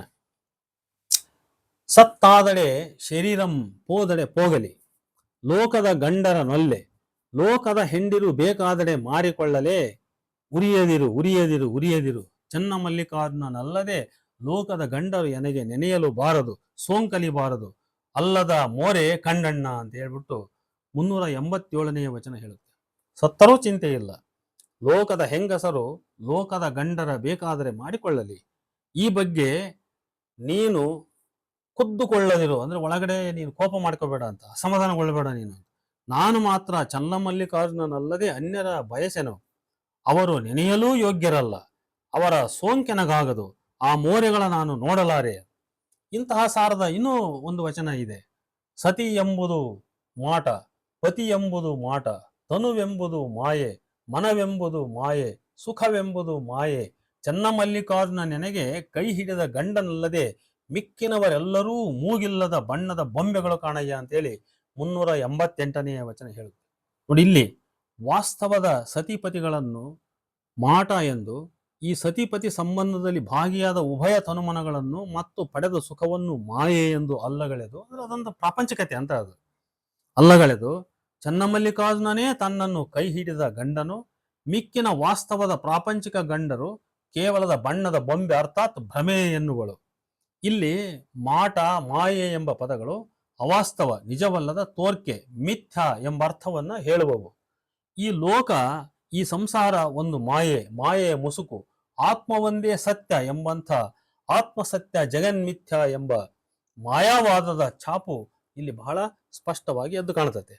ಅಕ್ಕ ಮಹಾದೇವಿ ಲೋಕದ ಗಂಡಸರ ಗಂಡರಾಗಬೇಕೆಂದು ಬಯಸಿದವಳಲ್ಲ, ಬದಲಾಗಿ ಆ ಚನ್ನಮಲ್ಲಿಕಾರ್ಜುನನೇ ಗಂಡನಾಗಬೇಕೆಂದು ಬಯಸಿದ್ದಳು. ಈ ಕುರಿತು ಅಕ್ಕನ ಒಂದು ವಚನ ನೋಡಿ. ಹರನೇ ನೀ ನನಗೆ ಗಂಡನಾಗಬೇಕೆಂದು ಅನಂತ ಕಾಲ ತಪಸ್ಸಿದ್ದೆ ನೋಡ ಅಂತ ಹೇಳ್ತಾರೆ. ಹರನೇ ನೀ ನನಗೆ ಗಂಡನಾಗಬೇಕೆಂದು ಅನಂತ ಕಾಲ ತಪಸ್ಸಿದ್ದೆ ನೋಡ, ಹಸೆಯ ಮೇಲಣ ಮಾತ ಬೆಸಗೊಳ್ಳ ಲಟ್ಟಿದಡೆ, ಹಸೆಯ ಮೇಲಣ ಮಾತ ಬೆಸಗೊಳ್ಳ ಲಟ್ಟಿದಡೆ, ಶಶಿಧರನ ಹತ್ತಿರಕ್ಕೆ ಕಳುಹಿದರೆಮ್ಮವರು, ಭಸ್ಮವನೇ ಹೂಸಿ ಕಂಕಣವನೇ ಕಟ್ಟಿದರು, ಚನ್ನಮಲ್ಲಿಕಾರ್ಜುನ ತನಗೆ ನಾನಾಗಬೇಕೆಂದು ಅಂತ ಹೇಳ್ಬಿಟ್ಟು 407ನೇ ವಚನ. ಹರನೇ ಗಂಡನಾಗಬೇಕೆಂದು ಬರೀ ಆಸೆ ಪಡುವುದಲ್ಲ, ಹಂಬಲಿಸುವುದಲ್ಲ, ಕನಸು ಕಾಣುವುದಲ್ಲ, ಪ್ರಾರ್ಥಿಸುವುದಲ್ಲ, ಅಕ್ಕ ತಪಸ್ಸನ್ನೇ ಮಾಡಿದ್ದಳು. ನೋಡಿಲ್ಲ, ಆಸೆ ಹಂಬಲಿಕೆ ಇವೆಲ್ಲಕ್ಕಿಂತ ಮೇಲಿಂದದು ತಪಸ್ಸದು, ತಪಸ್ಸು ಮಾಡಿದ್ದಳು. ಆಕೆಯ ತನುಮನವನ್ನೆಲ್ಲ ಆ ಹರನ ಸ್ಮರಣೆಯೇ ಆವರಿಸಿ ಬಿಟ್ಟಿದ್ದಿತು. ಹಸೆಯ ಮೇಲಣ ಮಾತ ಅರ್ಥಾತ್ ಲಗ್ನದ ಮಾತನ್ನ ಬೆಸಗೊಳ್ಳಲು, ಅಂದರೆ ಶಿವನಿಗೆ ತಿಳಿಸಲು ಕಳಿಸಿದರೆ ಈ ಶರಣರೆಲ್ಲರೂ ಕೂಡಿ ಆ ಶಿವನ ಬಳಿಗೆ ಮದುವಣಿಗೆಯಾದ ತನ್ನನ್ನು ಕರೆದೊಯ್ದು ಕುಳ್ಳಿರಿಸಿ ಚನ್ನಮಲ್ಲಿಕಾರ್ಜುನನಿಗೆ ಅನುರೂಪವಾದ ವಧು ತಾನಾಗಬೇಕೆಂದು, ಅಂದರೆ ಲಿಂಗಪತಿಗೆ ಶರಣೆ ಸತಿಯಾಗಬೇಕೆಂದು ಭಸ್ಮವನ್ನು ಹಚ್ಚಿ ಕಂಕಣವನ್ನು ಕಟ್ಟಿ ಮದುವಣಿಗೆ ಮಾಡಿದರು. ನೋಡು, ಲೌಕಿಕ ಗಂಡರನ್ನ ತಿರಸ್ಕರಿಸಿ ಪಾರಮಾರ್ಥಿಕ ಗಂಡನನ್ನ ಬಯಸಿದ ಅಕ್ಕ ಮಹಾದೇವಿಯು ಶಂಕರರ ಮಾಯಾವಾದದ ಪ್ರಭಾವಕ್ಕೊಳಗಾದಂತಿದೆ. ಈ ಕುರಿತು 388ನೇ ವಚನ ನಾವು ನೋಡಿದ್ದಾಗಿದೆ. ಅಂತಹದೇ ಇನ್ನೊಂದು ವಚನವನ್ನು ನೀವು ನೋಡಿ. ಸಾವಿಲ್ಲದ ಕೇಡಿಲ್ಲದ ರೂಹಿಲ್ಲದ ಚಲುವಂಗೆ ನಾನೊಲಿದೆ, ಎಡೆಯಿಲ್ಲದ ಕಡೆಯಿಲ್ಲದ ತೆರಹಿಲ್ಲದ ಕುರುಹಿಲ್ಲದ ಚಲುವಂಗೆ ನಾನೊಲಿದೆ ಎಲೆ ಅವ್ವಗಳಿರ. ಸಾವಿಲ್ಲದ ಕೇಡಿಲ್ಲದ ರೂಹಿಲ್ಲದ ಚಲುವಂಗೆ ನಾನೊಲಿದೆ, ಎಡೆಯಿಲ್ಲದ ಕಡೆಯಿಲ್ಲದ ತೆರಹಿಲ್ಲದ ಕುರುಹಿಲ್ಲದ ಚಲುವಂಗೆ ನಾನೊಲಿದೆ ಎಲೆ ಅವ್ವಗಳಿರ. ಭವವಿಲ್ಲದ ಭಯವಿಲ್ಲದ ನಿರ್ಭಯ ಚಲುವಂಗೊಲಿದೆ ನಾನು, ಸೀಮೆ ಇಲ್ಲದ ನಿಸ್ಸೀಮಂಗೊಲಿದೆ ನಾನು, ಚನ್ನಮಲ್ಲಿಕಾರ್ಜುನನೆಂಬ ಗಂಡಂಗೆ ಮಿಗೆ ಮಿಗೆ ಒಲಿದೆ ಎಲೆ ಅವ್ವಗಳಿರ ಅಂತ ಹೇಳಿ 394ನೇ ವಚನ. ಅಕ್ಕ ಮಹಾದೇವಿ ತನ್ನ ಗಂಡ ಚನ್ನಮಲ್ಲಿಕಾರ್ಜುನನ ಸ್ವರೂಪವನ್ನು ವರ್ಣಿಸಿರುವುದನ್ನು ನೀವು ಗಮನಿಸಿ. ಅದು ಪರಬ್ರಹ್ಮ, ಪರಮಾತ್ಮ. ಇದು ಆತ್ಮವಾದದ ವೇದಾಂತದ ಪರಿಕಲ್ಪನೆ. ಅಕ್ಕನು ಪ್ರಜ್ಞಾಪೂರ್ವಕವೋ ಅಪ್ರಜ್ಞಾಪೂರ್ವಕವೋ ಒಪ್ಪಿಕೊಂಡ ಬ್ರಹ್ಮಸತ್ಯ ಜಗನ್ಮಿಥ್ಯಾವಾದವಿರುವುದು. ಈ ಬ್ರಹ್ಮನನ್ನೇ ನಿಜವಾದ ಗಂಡನೆಂದು ಸ್ವೀಕರಿಸಿ ತನ್ನ ನಿಜ ದೇಹ, ಮನ ಮತ್ತು ಲೋಕದ ಕೌಶಿಕಾದಿ ಗಂಡಸರನ್ನ ಮಿಥ್ಯ, ಮಾಠ, ಹುಸಿ, ಮಾಯಿ ಎಂದು ತಿರಸ್ಕರಿಸುವಲ್ಲಿ ಈ ಗಂಡ ಎಲ್ಲಿ ಬೇಕೆಂದರಲ್ಲಿ ಗೋಚರಿಸುವವನಲ್ಲ, ಕರೆದಲ್ಲಿ ಕರೆದಾಗ ಬರುವವನು ಅಲ್ಲ. ಲೋಕದ ಗಂಡರಂತೆ ಕಲ್ಲ ಹೊತ್ತು ಕಡಲಿಂಗೆ ಮುಳುಗಿದಡೆ ಎಡರಿಂಗೆ ಕಡೆಯುಂಟೆ ಅವ್ವ ಉಂಡು ಹಸಿವಾಯಿತೆಂದಡೆ ಭಂಗವೆಂಬೆ ಉಂಡು ಹಸಿವಾಯಿತೆಂದಡೆ ಭಂಗವೆಂಬೆ ಕಂಡ ಕಂಡ ಠಾವಿನಲ್ಲಿ ಮನ ಬೆಂದಡೆ ಗಂಡ ಚನ್ನಮಲ್ಲಿಕಾರ್ಜುನ ನೆಂತೊಲಿವನವ್ವ ಅಂತೇಳಿ 148ನೇ ವಚನದಲ್ಲಿ ಪ್ರಶ್ನೆ ಮಾಡ್ತಾಳೆ. ಕಲ್ಲ ಹೊತ್ತು ಅಥವಾ ಕಟ್ಟಿಕೊಂಡು ಕಡಲಿಗೆ ಬಿದ್ದರೆ ಮನುಷ್ಯ ಮುಳುಗದೇ ಇರ್ತಾನೆ ಅವನಿಗೆ ಆಪತ್ತು ಬಾರದೇ ಇರುವುದೇ? ಹಾಗೆಯೇ ಉಂಡು ಉಪವಾಸವಿರುವೆ ಎಂದರೆ ಅಸತ್ಯವಾಗಿ ಭಂಗ ತಪ್ಪಿದಲ್ಲ ಮಲ್ಲಿಕಾರ್ಜುನನು ಕಂಡಡೆ ಎಲ್ಲಿ ನಾವು ನಮ್ಮ ಮೂರ್ಖತನದಿಂದ ತೊಂದರೆಗೊಳಗಾಗಿರುವವೋ ಅಲ್ಲೆಲ್ಲ ಬಾ ಎಂದು ಕರೆದರೆ ಅವನು ಬರುವನೇ ಅನ್ನುವಂಥ ಪ್ರಶ್ನೆ. ಹೀಗೆ ಅಕ್ಕ ಮಹಾದೇವಿಯ ವಚನಗಳಲ್ಲಿ ಚನ್ನಮಲ್ಲಿಕಾರ್ಜುನನೇ ನನ್ನ ಗಂಡ ಅನ್ನುವಂಥ ಈ ಆಶಯದ ವಚನಗಳ ಸುತ್ತ ನಾವು ಒಂದು 2-3 ಅಂಶಗಳನ್ನು ನಾವು ಕೆಲವು ಚಾರಿತ್ರಿಕ ಅಂಶಗಳನ್ನು ಅರ್ಥ ಮಾಡಿ. ವಚನದ ಆಕೆ ವಿವಾಹವಾಗುವ ಮೊದಲು ಶಿವನ ಮೇಲಿನ ಹಂಬಲ ಆಕೆ ಅಪ್ರಾಪ್ತ ವಯಸ್ಸಿನಲ್ಲಿಯೇ ಬಂದಿದೆ ಆಕೆಗೆ ಅಂತಕ್ಕಂಥದ್ದು. ಅಪ್ರಾಪ್ತ ವಯಸ್ಸಿನಲ್ಲಿಯೇ ಆಕೆಗೆ ಒಂದು ಆಧ್ಯಾತ್ಮಿಕ ಹಸಿವು ಕಾಡಿದೆ. ಆಮೇಲೆ ಆಕೆಗೆ ಮದುವೆಯನ್ನು ಅವರು ಅಪ್ರಾಪ್ತ ವಯಸ್ಸು ಬೇಡ, ಅದಕ್ಕಿಂತ ಒಂದು ಸ್ವಲ್ಪ ಎಳಸುತನದಲ್ಲೇ ಮಾಡಿಕೊಟ್ಟಿದ್ದಾರೆ. ಆಮೇಲೆ ಆಕೆ ಆ ಗಂಡನನ್ನು ಆಕೆ ಕಡಾಖಂಡಿತ ತಿರಸ್ಕರಿಸಿ ಚನ್ನಮಲ್ಲಿಕಾರ್ಜುನನೇ ತನಗೆ ಗಂಡ ಅನ್ನುವ ಒಂದು ಹಸಿವನ್ನು ಆಕೆ ಬೆಳೆಸಿಕೊಂಡಿದ್ದಾಳೆ. ಆಮೇಲೆ ಅದು ಒಂದು ತಾತ್ವಿಕ ಪ್ರೌಢಾವಸ್ಥೆಯನ್ನು ತಲುಪಿದೆ ಆಕೆ. ಅಂದ್ರೆ ಜೀವನದುದ್ದಕ್ಕೂ ಈ ತರದ ಸಂಘರ್ಷದ ನಡುವೆ ಆಕೆ ವಚನಗಳನ್ನು ಬರ್ಕೊಳ್ತಾ ಹೋಗಿದ್ದಾರೆ.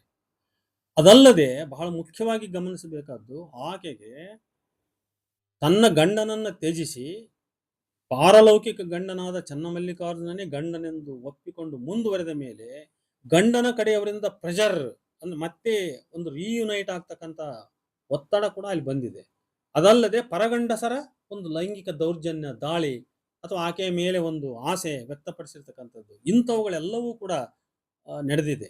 ಅದನ್ನೆಲ್ಲ ಒಬ್ಬ ಹೆಣ್ಣಾಗಿ ತಾನು ಸಹಿಸಿಕೊಂಡು ತನ್ನ ಒಂದು ಭಕ್ತಿಯ ಉತ್ಕಟತೆಯನ್ನು ಆಕೆ ಕಾಪಾಡಿಕೊಂಡಿದ್ದಾಳೆ.